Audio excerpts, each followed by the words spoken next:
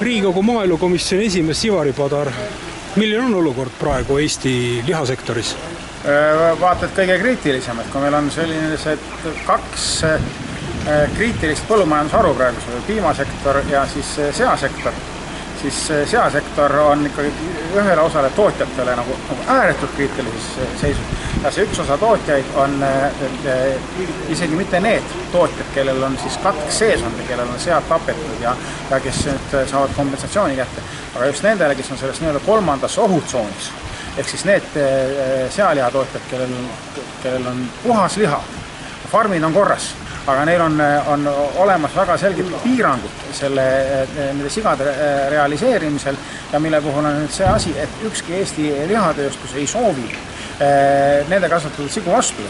Asi on läinud seda võrra dramaatiliseks, et näiteks täna kohtasin ma keskkonnainimesi ja veterinaarinspektorid, kes ühe Eesti farmi juures käisid vaatamas kohta, kuhu teha auku, matta sigu, mitte sellepärast, et nad on haige, aga lihtsalt sellepärast, et neid ei saa realiseerida. Need on siis need farmid pildikult öeldes, kus nii-öelda naabrimehe farmis oli taud sees? Ütleme niimoodi, et lihtsalt öelda et naabrimehe farmis oli taud sees, nemad on sellest tauditsoonis, see on hästi korralik, hea Eesti sealiha.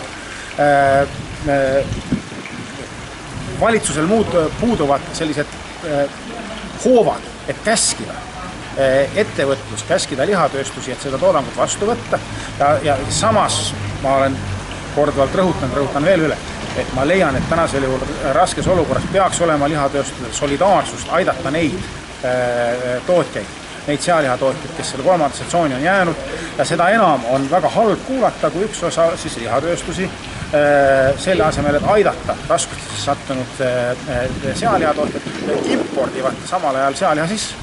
Lihatöösturid toovad just nagu vastukaaluks väite, et neil on tarvis eksportida, aga kuna see liha on pärit siis sellest kolmandast tsoonist, et neil on võimatu seda nii-öelda sellest toodetud vorsti siis Eestist välja müüa.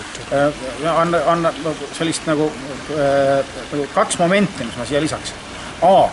Et kindlasti on vaja saada üle sellest kartusest, et kolmanda tsooni sealiha justkui ei tohiks turustada Eesti kaubanduses. See kartus tuleb üle saada. Kolmanda tsooni sealiha, mis on siis eraldi märgistatud sealiha, ei ole inimesel kusagil kandist ohtlik ja seda võib täiesti julgelt turustada Eesti kaubanduses ja samal ajal siis need Eesti vabadest tsoonidest sealihaga, mis on see ovaalse märgiga sealihaga, sellega edukalt eksportida.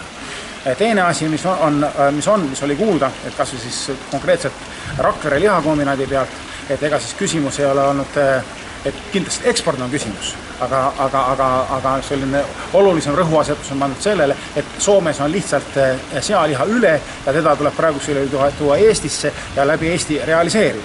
Ma sügavalt hindan ja pean lugu nendest lihatööstustest, kes tänasel raskel ajal ekspordiga tegelevad, aga selle kõrval tuleb kindlasti silmas pidada ka siis Eesti probleeme, Eesti tänast olukorda, eriti siis nende ettevõtete puhul, mille puhul on selge, et ka riik on nende edusse panustanud, olgu kas või siis riskitsoonide määramisel. Kui kaua see kriis lihatööstuses kestab või lihasektoris? See, mis puudutab seakatku, siis seakatk on siin kohal ja eeldatavasti kohal aastateks. Selles sõetus siin ei ole nagu kiiret lahendust ja kiiret lootust kindlasti oodata.